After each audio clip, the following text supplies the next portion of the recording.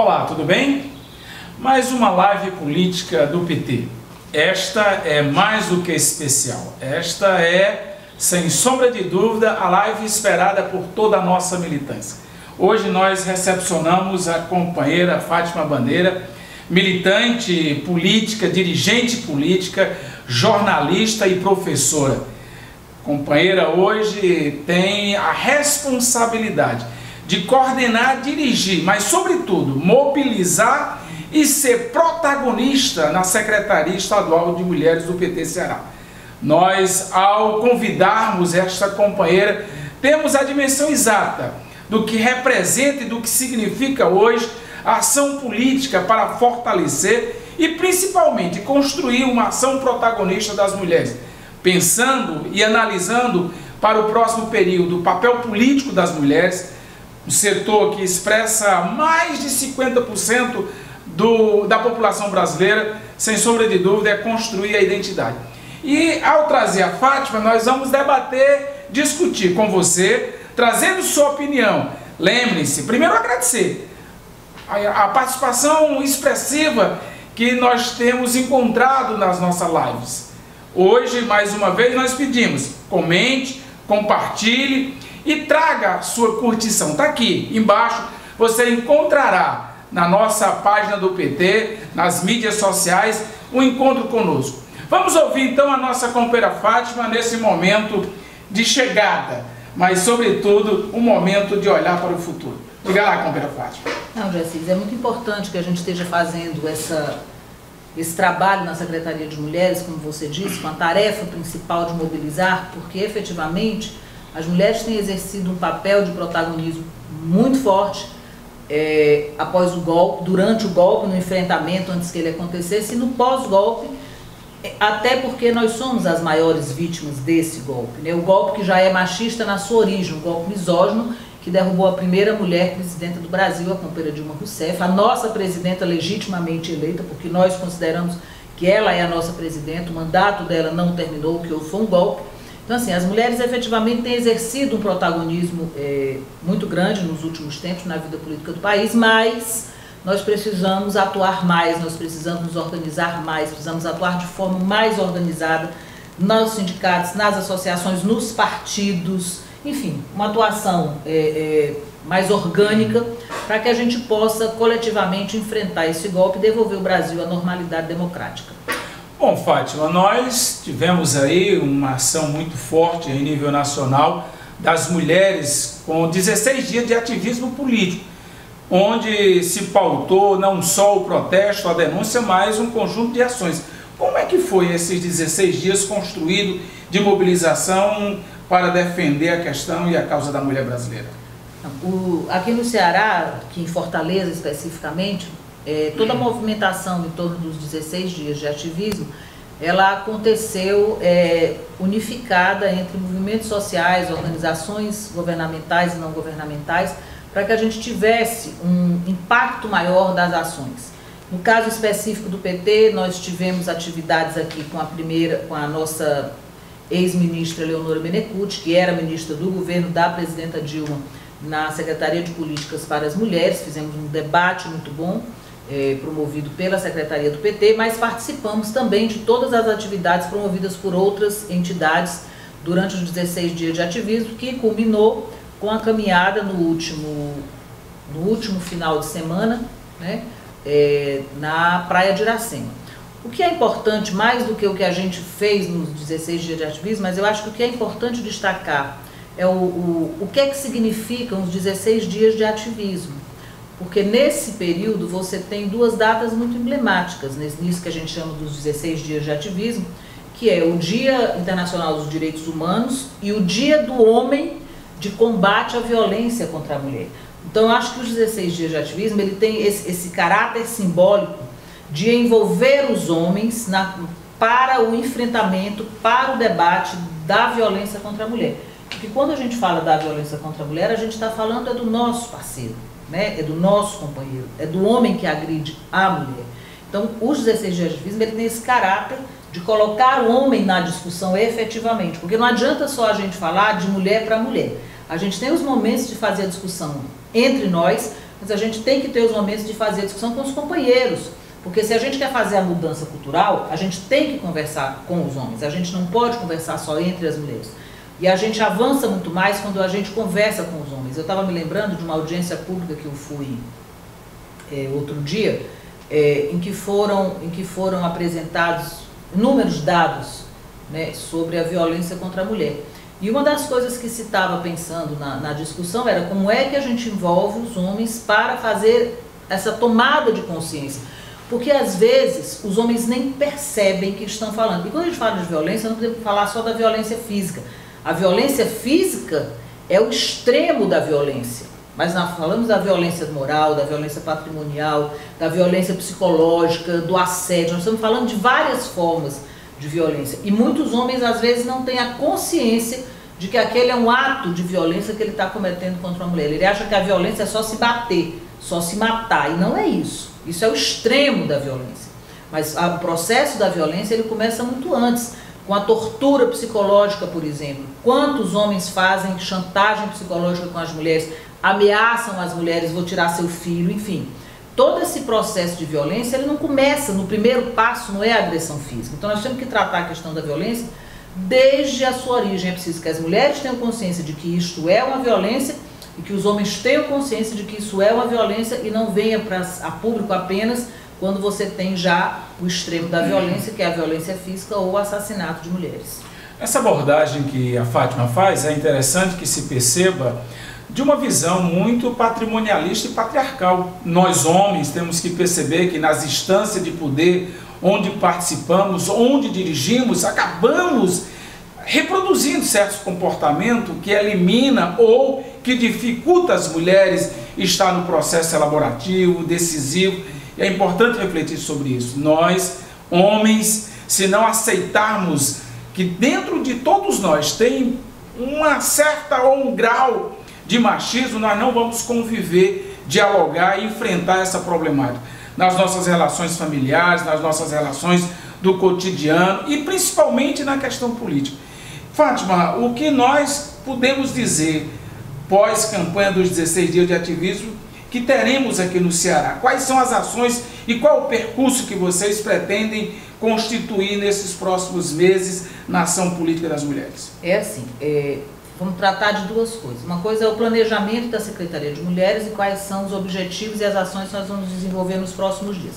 Do ponto de vista interno do Partido dos Trabalhadores, da ação da Secretaria, nós tivemos o nosso seminário de planejamento, tendo como norte que a organização interna das mulheres do PT é fundamental para que a gente possa enfrentar todos os problemas que são colocados para nós, dentro e fora do partido.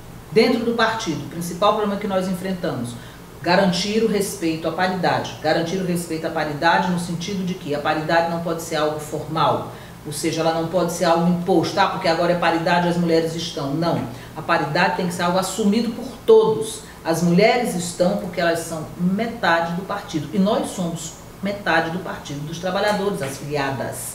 Então, a paridade é o protagonismo das mulheres reconhecido pelos homens. Que hoje, infelizmente, não acontece ainda. A gente sabe que tem muita resistência à implantação da paridade, a gente sabe dos problemas que a paridade trouxe no sentido de que as mulheres agora têm que ocupar também os cargos de direção com paridade, que há uma resistência grande ainda dentro do partido, de vários companheiros com relação a isso.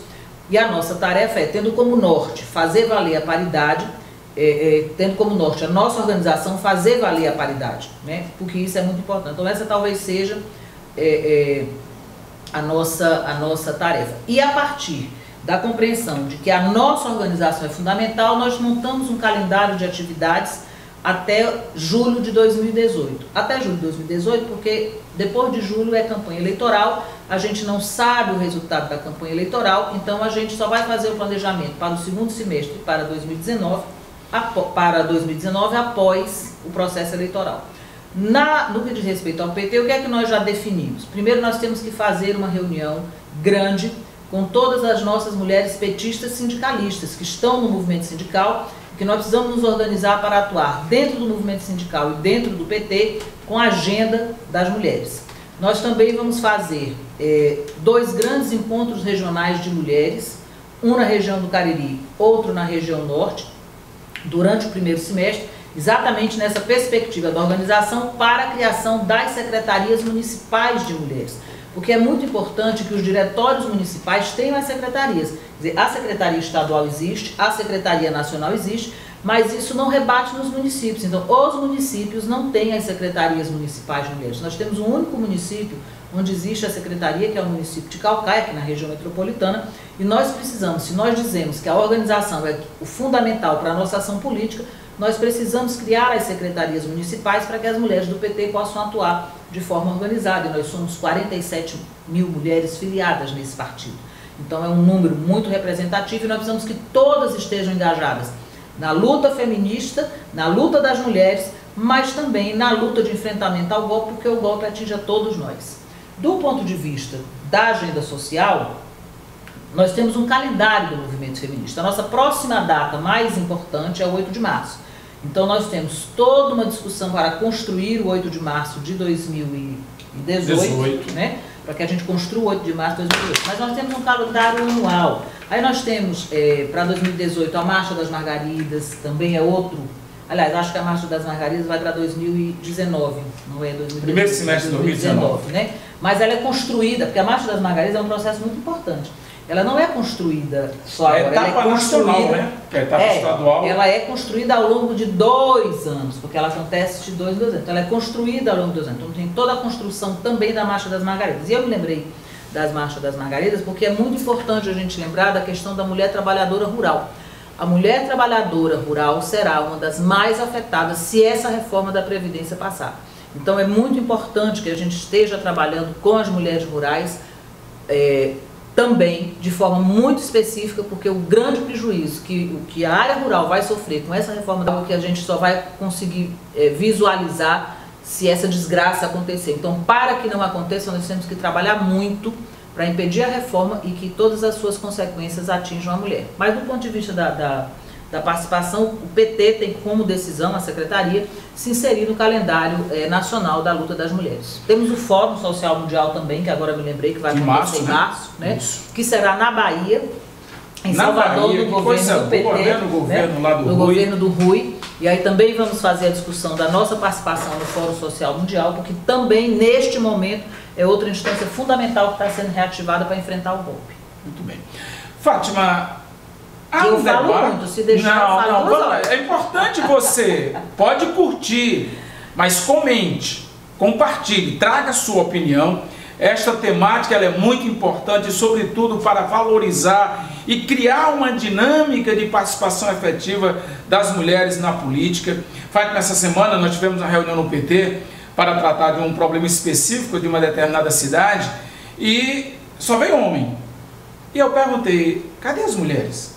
Né? Porque nós fizemos uma reunião numa cidade do interior e postamos essa foto. E uma militante, membro da executiva, nos cobrou, cadê as mulheres que não estão presentes nos bastidores? Cadê as mulheres que não estão presentes nas reuniões onde efetivamente ocorrem as decisões políticas? Eu acho que é importante nós estarmos atentos, ter uma exigência particularmente de quem está no papel de direção para exigir dos companheiros que venham, que tragam também as mulheres para decidirmos e na política construirmos os consensos necessários para efetivarmos nossas decisões. Fátima, a Câmara dos Deputados está debatendo a PEC 181, que é uma das PEC que certamente vai trazer muito debate político, porque traz a abordagem do aborto. Como é que vocês percebem esta discussão e qual o acompanhamento que vem sendo feito nas comissões e no plenário da Câmara? Olha, é assim, na verdade a PEC ela não tratava do aborto, isso é preciso que a gente deixe muito claro. Essa é uma PEC que tratava da licença maternidade, né? E oportunisticamente o setor mais conservador, mais reacionário da Câmara incluiu nesta PEC um retrocesso do Brasil no que diz respeito ao enfrentamento do aborto. Por quê? Porque quando a PEC trata do aborto, ela está dizendo que mulheres vítimas de violência sexual que foram estrupadas não terão mais direito a fazer a profilaxia da gravidez. Porque não é o aborto. Isso é o primeiro erro que é cometido quando se trata desse assunto. Profilaxia da gravidez não é aborto. Profilaxia da gravidez é a pílula do dia seguinte, que está disponibilizada na rede pública por uma lei federal de 2013, no governo da presidenta Dilma. Não só a pílula do dia seguinte, mas toda a profilaxia para DSTs também, todo o atendimento para o tratamento da violência física, o tratamento ginecológico, porque há uma violência brutal, então o tratamento dos órgãos genitais, mas o tratamento do espancamento. Então, isso é uma lei que deu conta de atender na rede pública todas as consequências da violência sexual contra a mulher.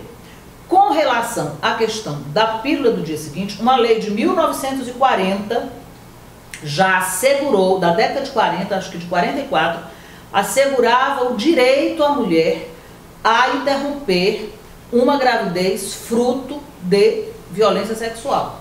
Então, o que essa PEC está fazendo, que foi colocado numa PEC que era para ser interessante, que virou isso, que nós estamos combatendo fortemente, é oportunisticamente retroceder o Brasil antes da década de 1940 e proibir uma coisa que já acontecia e que a rede pública, a partir da Dilma, tem obrigação de atender, né? Então, assim, nós estamos num enfrentamento grande contra essa PEC, mobilizando as mulheres, dizendo que isso é um absurdo, estão tentando vender para a sociedade que as mulheres vão fazer o aborto. Ninguém é obrigado a fazer aborto. Isso é uma decisão individual. E no caso específico da profilaxia da gravidez, tem que deixar claro, isso não é um aborto.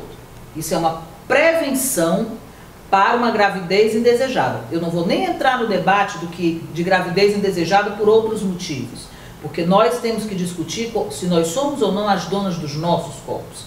E eu acho que nós somos as donas dos nossos corpos e nós decidimos o que fazer com o nosso corpo. Mas, no caso específico da PEC, é impedir a profilaxia da gravidez, que é impedir que a mulher fique grávida.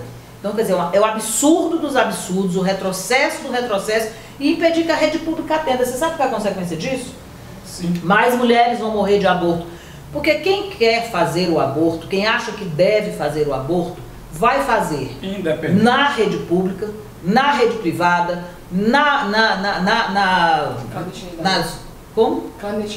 clandestinidade. Então, assim, vai fazer o aborto de qualquer jeito. E a gente vai ter a morte das mulheres, o percentual aumentando muito. Portanto, é muito importante que o Estado arque com as consequências da violência que ele não consegue dar conta. Então, o Estado tem que arcar. E o que é o Estado arcar? É a rede de saúde pública atender. Nós estamos fazendo isso, inclusive, aqui em Fortaleza, especificamente.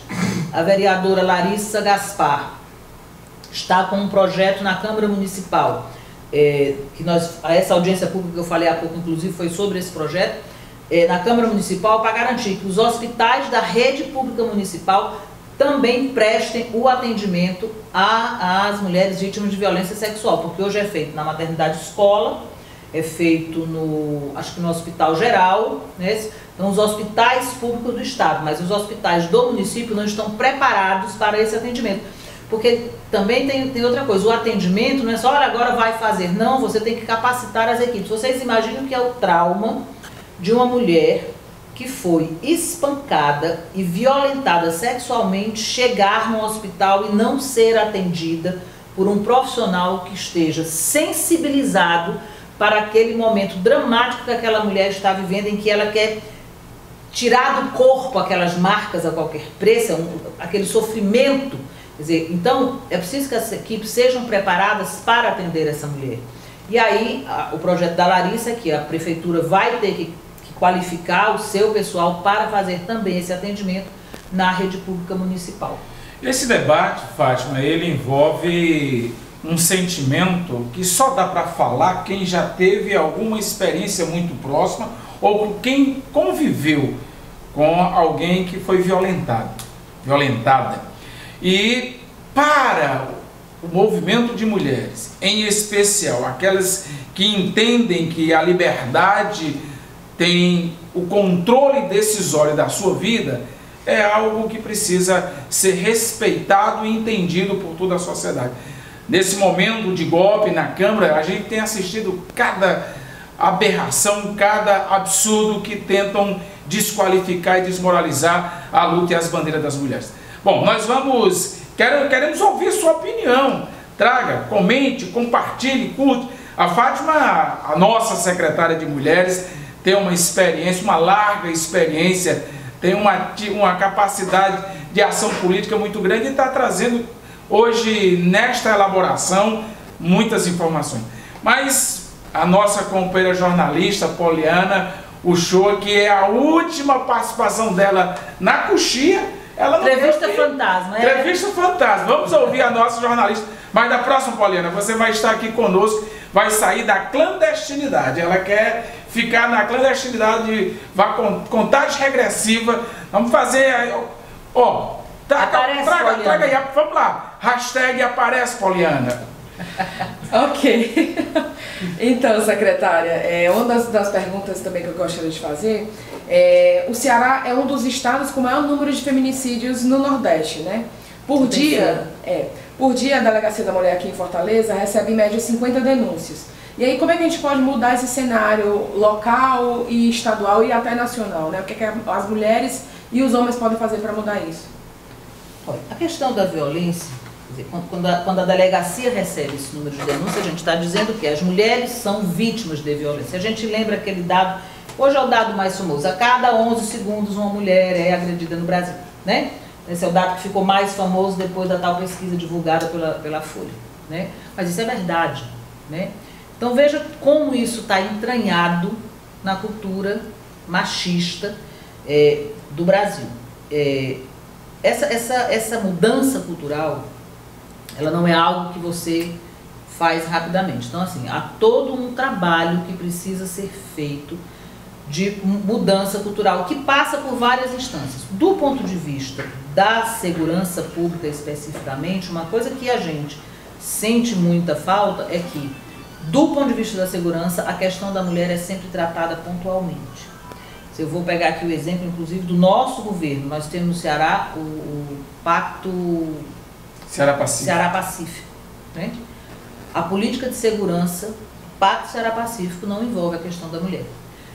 Essa questão ela é transversal a todas as áreas, né? Então, assim, tratar as questões das mulheres é ter a compreensão que o problema da mulher ele é transversal, ele atravessa todas as áreas. Porque quando você fala a mulher, você está falando da mulher, a família, o filho, o marido, sabe? O pai, o avô.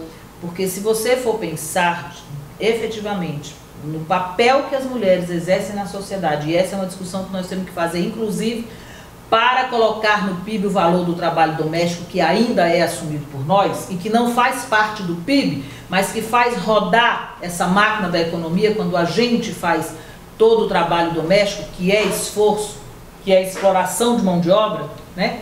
Mas não entra no PIB. Daí você tem a dimensão de como é profunda essa discussão do preconceito e da valorização da mulher, né? Então, assim, não é fácil você enfrentar o problema da violência, porque mudança cultural é lenta. Agora, essa ação cotidiana que a gente faz de denúncia, de estar nos meios de comunicação, de estar nos eventos. Quer dizer, quando a gente tem um calendário anual do movimento de mulher, nós temos um calendário anual de luta, né?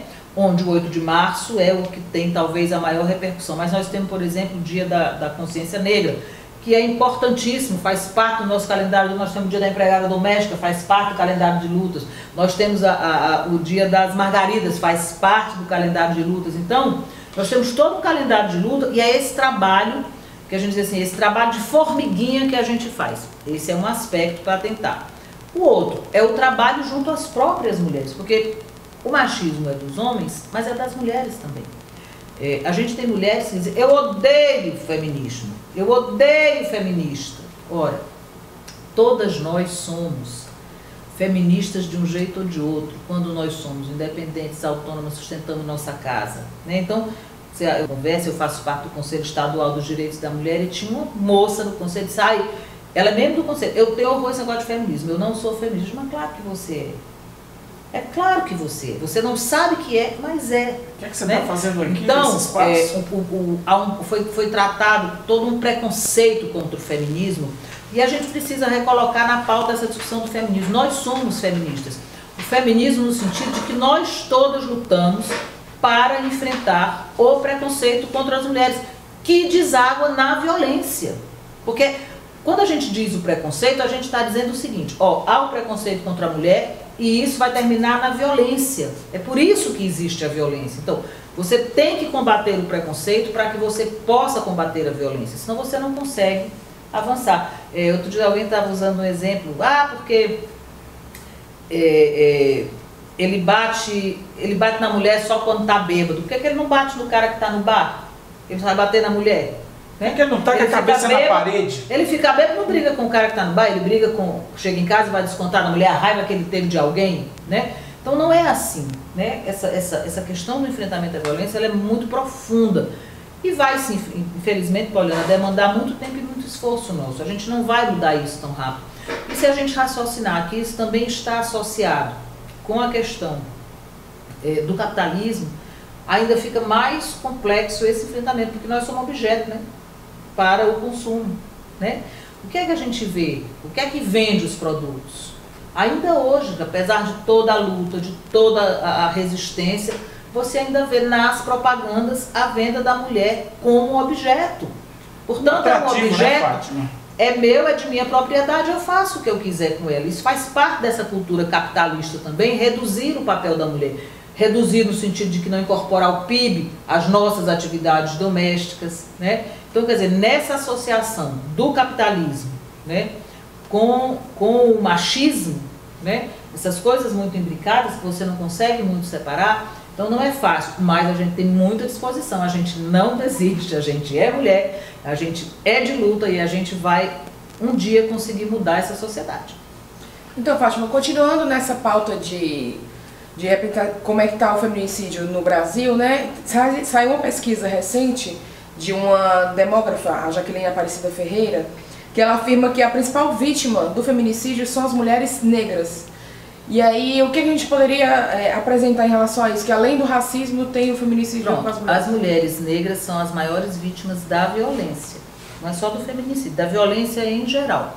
Aí vamos associar de novo ao sistema econômico.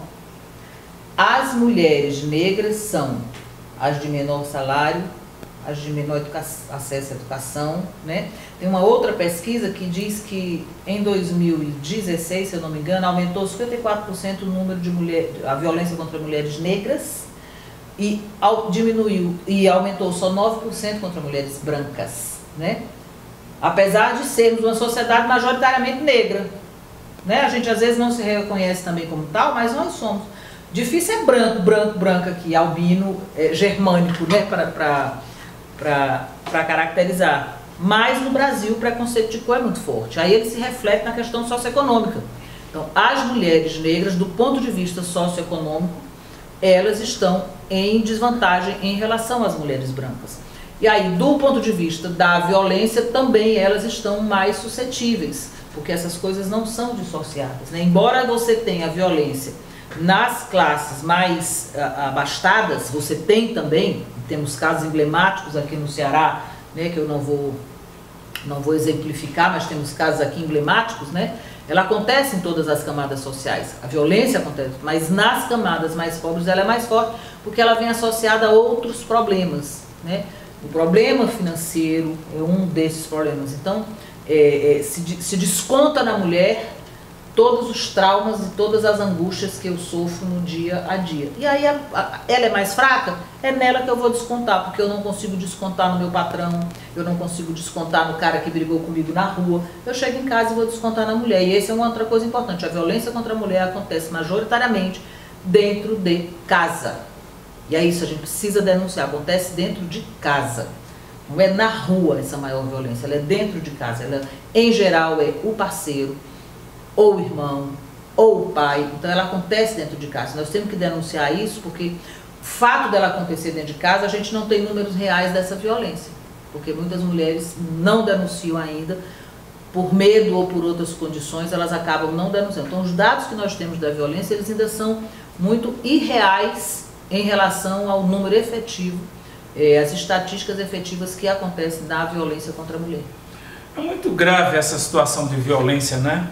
Você, dentro de quatro paredes, acha que tudo pode e nós não podemos aceitar com silêncio, com omissão. Nós temos que, onde tiver a presença desta natureza violenta que existe, denunciar e chamar os órgãos competentes, chamar os movimentos de mulheres e fazermos desta pauta uma pauta de solidariedade. 34% das denúncias dos 190, não, dos 180 são de pessoas vizinhas, não são as mulheres.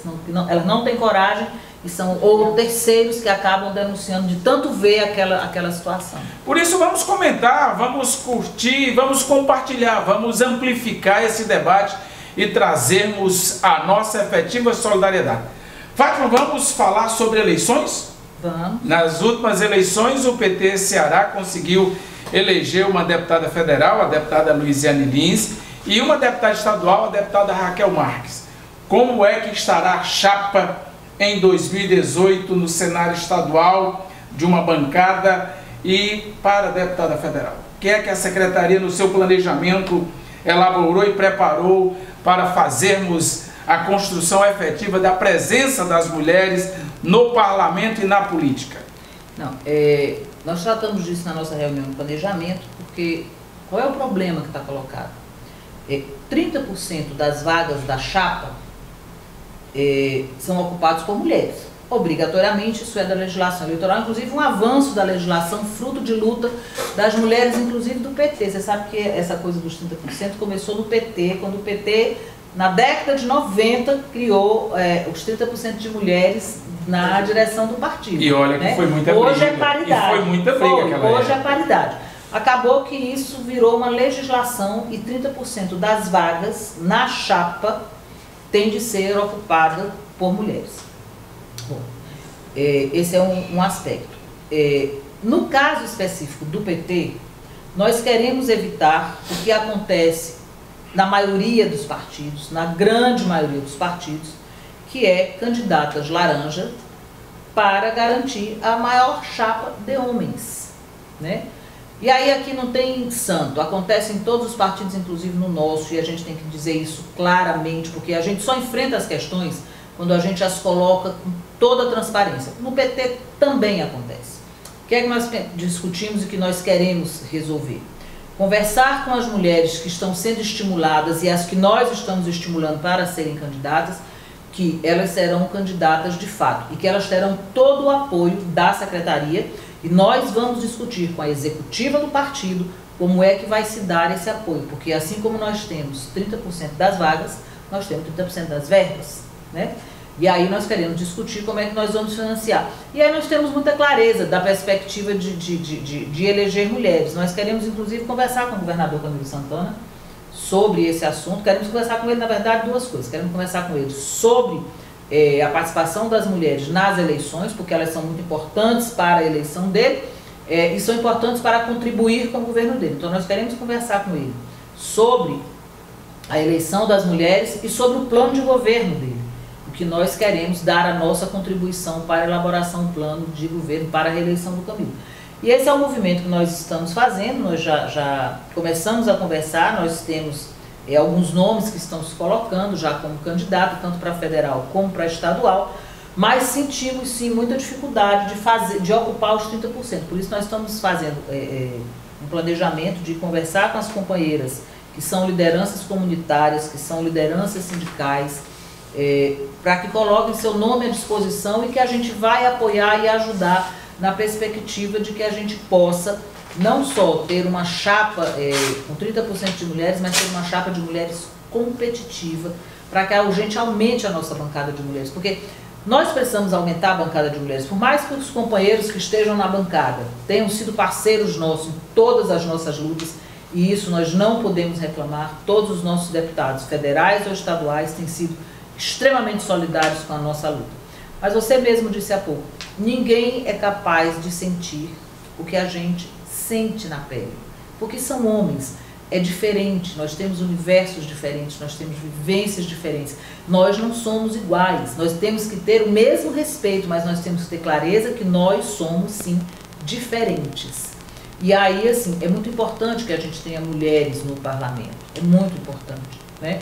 Por isso nós precisamos reforçar uma sociedade que tem mais da metade da sua população de mulheres, só tem 10% de mulheres representadas no seu parlamento.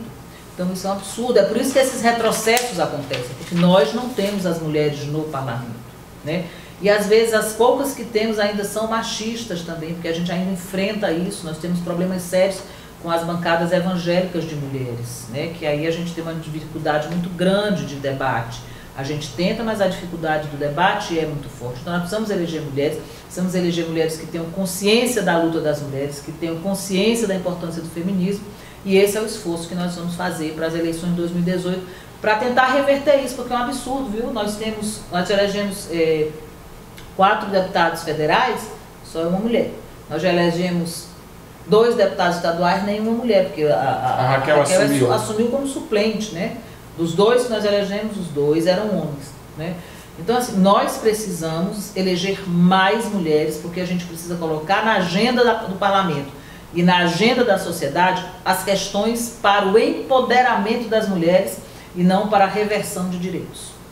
Fátima, há toda uma discussão dessa semana que se ouviu do presidente Temer, do mercado financeiro, do Banco Mundial, que agora resolveu assumir o seu papel político de ingerência e interferência na pauta política e econômica brasileira, o debate para pressionar a reforma da Previdência.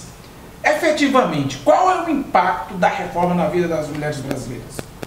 Olha, o primeiro é básico, né? Assim, é básico, né? Essa reforma não leva em conta que nós ainda temos aqui no Brasil, no mínimo, a dupla jornada e, na maioria dos casos, hoje a tripla jornada, né?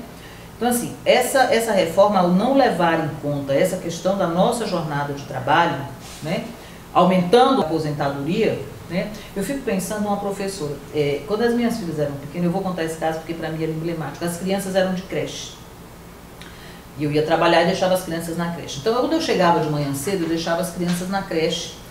A professora estava lá, recebia e tal. E eu ia buscar às 6 horas da tarde, na creche. Aquela professora que eu via de manhã, quando eu ia buscar às 6 horas da tarde, era uma mulher exausta, desesperada, sabe? Por quê? Você tomar conta de 30, 40 crianças não é brincadeira. Verdade. Né? Quer dizer, e quando ela chegasse em casa, ela ia cuidar dos dela e das coisas da casa. E do marido. Né? E do marido. Que é um absurdo. Né? Então, quer dizer, quando você tem uma reforma que ignora uma realidade social brutal que as mulheres vivem, só isso já era suficiente, só a mudança da faixa de aposentadoria, porque o Temer vai dizer que nós vamos viver até os 140, né? Ah, se fosse verdade, né? Ele disse que até os 140, né? Mas isso é uma questão brutal, você imaginar. Eu sou professora, eu fui professora e professora de adultos, e é cansativo, quer dizer, você não leva em conta, a professora é aquela horinha na sala de aula, não. Toda a preparação que a gente tem para dar aula, tudo que a gente tem que ler, tudo que a gente tem que escrever, tudo que a gente tem que pesquisar para montar uma aula, isso é hora de trabalho. Então, a gente fica realmente muito cansado. Sem contar que depois tem que corrigir as provas elaboradas. Não, que são extra classe, né? Então, todo o trabalho é extra classe. Então, assim, você imaginar que nós vamos aumentar, nós vamos continuar entrando no trabalho aos 16 anos, né? Nós vamos continuar começando a trabalhar com 16, no limite com 18, né? E se tiver vaga, né? Porque também nesse governo golpista também não tem mais nem emprego.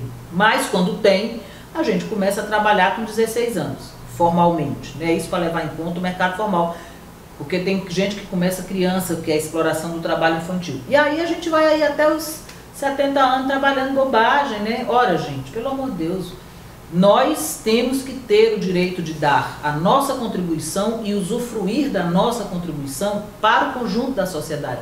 E a Previdência é isso. A Previdência é a contribuição de todos para o usufruto de todos. Esse é o conceito da Previdência. Todos contribuem para todos poderem usufruir, né?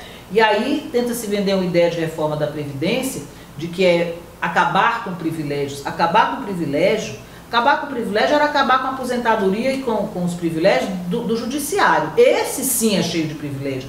Não é o serviço público do executivo que é cheio de privilégio, não são os servidores públicos estaduais, os servidores públicos municipais ou os servidores públicos federais Quem é cheio de privilégio é o judiciário, o que ganha o juiz, o que ganha o desembargador, o que ganha o promotor, não só de salário, mas de todos os extras que eles recebem para comprar paletó, para pagar casa, para pagar colégio e faculdade de filho, que nós trabalhadores comuns não temos. Aí os privilegiados somos nós?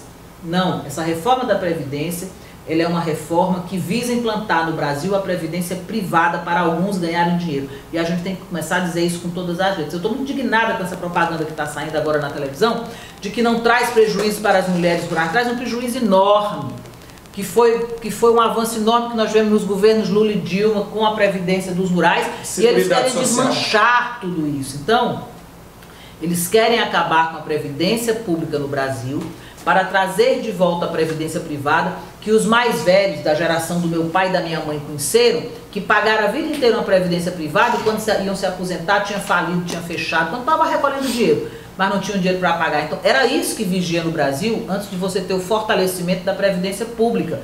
É isso que eles querem de volta, acabar com a previdência pública para que eles ganhem dinheiro com a previdência privada e que a gente, ao final, terminando de pagar, não tenha condições de se aposentar com o mínimo de dignidade. Então nós temos que reagir, nós temos que ser contra, nós temos que ir para a rua, é um absurdo. Os companheiros do movimento dos pequenos agricultores estão em greve de fome desde o dia 5 de dezembro, vai aumentar a greve de fome, nós vamos fazer o enfrentamento, nós não podemos, esse golpe está acabando com o Brasil, acabando com o nosso pré-sal, que era a nossa perspectiva de futuro, acabando com o pré-sal, querem acabar agora com a nossa maior riqueza, que é a energia, que nós temos também no Brasil em abundância, querem acabar com a Previdência, querem acabar com os bancos públicos. Então, assim, esse golpe quer destruir o país. Para quê? Para manter o nosso povo oprimido, para que a gente não possa ser emancipado como a gente estava sendo nos 13 anos dos governos do PT. É isso que essa elite conservadora, que essas famílias oligarcas aqui do Brasil não admitem, que o povo possa crescer, que o povo possa se desenvolver. Eles querem nos manter oprimidos para eles ganharem dinheiro. Bom, você pode compartilhar, você pode curtir, mas comente. É fundamental você construir nesse percurso elaborativo junto conosco opiniões para que a gente produza síntese e dessa síntese estejamos unificados na luta. Fátima, você falou do golpe da natureza. Muitos diziam e dizem que este golpe continuado, ele tem um fim último, que é impedir a candidatura do presidente Lula. Esta semana nós assistimos aí a data marcada para janeiro do julgamento dos recursos da sentença do Sérgio Moro do presidente Lula. Como é que você vê esse golpe continuado na perspectiva de inibir ou proibir ou caçar a legitimidade e a legalidade do presidente Lula em ser candidato em 2018? Primeiro hashtag, vamos invadir Porto Alegre no dia 24. Primeira coisa, né? Vamos invadir Porto Alegre, é um absurdo.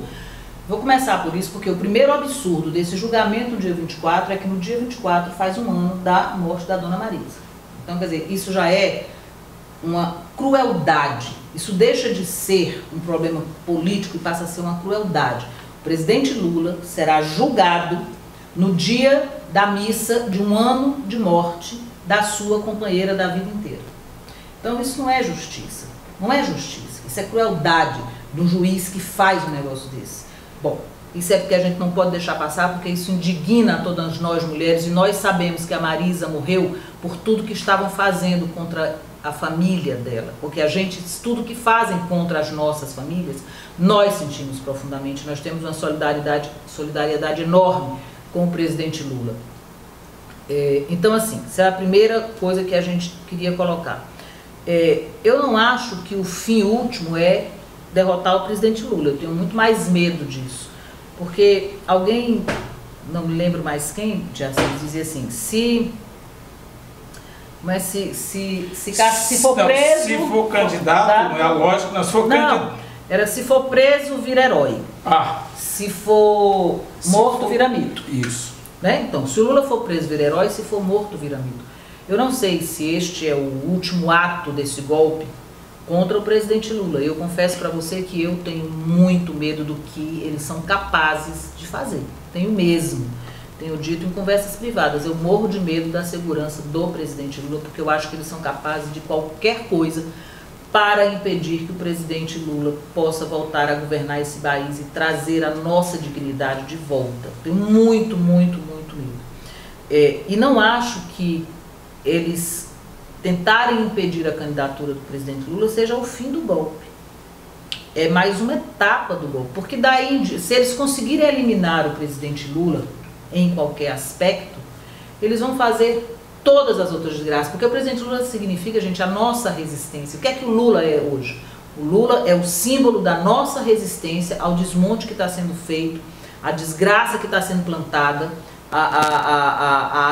aos retrocessos que estão sendo vividos pelo Brasil. O Lula representa essa resistência. O Lula representa o sonho. Eu me lembro que na primeira eleição do Lula era a esperança vencer o medo, né? Então, eles têm muito medo disso. Eles têm muito medo que o Lula consiga de novo trazer a esperança para o nosso povo. E é isso que ele está trazendo. E é por isso que ele está em primeiro lugar nas pesquisas. E é por isso que quanto mais eles atacam, mais ele cresce. Porque quanto mais eles aprofundam o golpe, mais a população sente na pele que o golpe não era contra a Dilma. O golpe contra a Dilma é porque ela era mulher. Mas o golpe era contra todas as mulheres e contra o povo brasileiro. Contra tudo que nós estávamos vivendo no Brasil. Então, assim, eu acho que o golpe, se eles conseguirem impedir o presidente Lula, terá continuidade. Eles vão destruir o nosso país.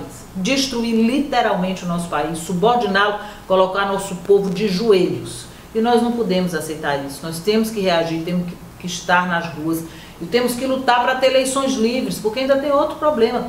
Se eles não conseguirem impedir a eleição do Lula, vocês acham que vai haver uma eleição limpa e democrática nesse país? Nós temos que denunciar isso mundialmente. Aliás, a Dilma está fazendo isso. A nossa presidenta está rodando pelo mundo denunciando esse golpe e dizendo tudo que eles estão fazendo com o Brasil, inclusive tentando alterar a legislação eleitoral, até tentando mudar agora. Se o Lula ganhar, não vai ser presidencialismo. Fizeram isso na época do João Goulart, né? Vai ser parlamentarismo. Nós já vimos isso no golpe de 64, né? Então, assim, é muito difícil. Se nós não formos para a rua, nós não vamos reverter. E aí isso começa por ocupar Porto Alegre no dia 24, hashtag Ocupa Porto Alegre.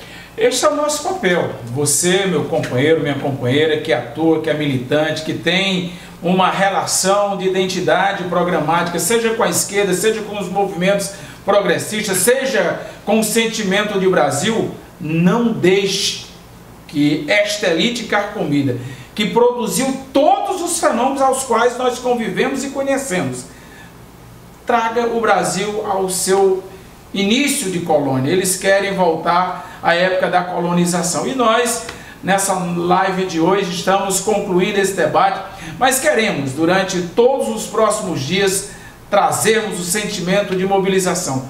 Lula não é simplesmente Lula. Lula é sonho, é utopia. Lula é a expressão real da vontade, da relação política do povo brasileiro com as suas causas históricas.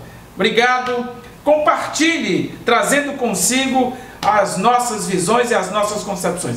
Agradecer a Fátima e conosco vamos construindo neste percurso elaborativo formulações para fazermos a nossa unidade política a ferramenta mais importante da nossa ação. Obrigado, Fátima. Possa trazer o abraço aí para a nossa militância, simpatizantes, apoiadores, lutadores sociais. Não, eu que agradeço, né? É importante isso que você está fazendo, da gente trazer as secretarias para dividir com os nossos companheiros de partido o que cada secretaria está fazendo. Parabéns para você, para a Poli, que faz com você esse processo. Ela não vai ficar, né? A Poli é a Poliana, viu? Ela vai aparecer. Mas só agradecer a vocês a oportunidade de poder estar aqui debatendo e conversando com vocês sobre esses assuntos. Obrigada. Parabéns. Ok. Junte-se ao PT nessa luta.